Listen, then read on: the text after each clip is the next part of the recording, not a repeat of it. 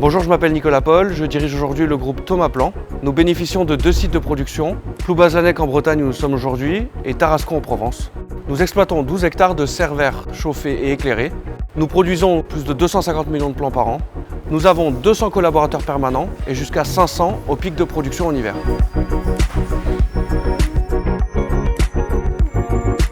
La production commence par un semis.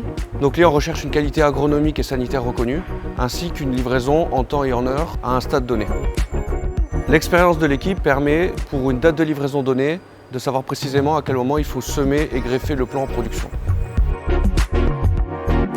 Je m'appelle Jérôme Crène, je suis responsable de la recherche et du développement au sein du groupe Thomas Plan. Le niveau de technicité augmentant, nos clients sont effectivement en attente de plants qualitatifs avec des qualités agronomiques fortes, avec de la réserve de plantes en tige, en tête. Ils sont aussi demandeurs de stades de plus en plus avancés. La problématique en termes d'éclairage pour nous, c'est d'apporter la quantité de lumière dont la plante a besoin. En produisant des plants de tomates en conditions peu lumineuses, nous sommes demandeurs d'augmenter la durée du jour. L'objectif, c'est de produire un plant de tomate le plus qualitatif possible. En gros, c'est un plant de tomate qui va correspondre à un plant que l'on pourrait produire au printemps, mais au mois de novembre. Pour ça, on a besoin de technicité et la LED nous apporte cette technicité-là. L'apport de la lumière artificielle permet de garantir le stade agronomique attendu par nos clients maraîchers.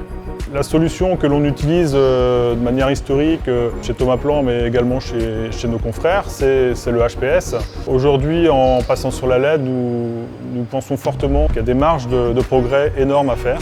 La technologie sodium ou HPS a un cycle de vie assez mature et va avoir besoin de renouvellement dans les prochaines années. J'ai rencontré RED il y a maintenant plusieurs années. J'ai trouvé qu'il y avait un concept vraiment innovant, cette notion d'adaptation de la longueur d'onde par rapport à la plante. Nous sommes donc partis sur un équipement de Taurus 600 avec une dizaine de recettes lumineuses qui ont été définies.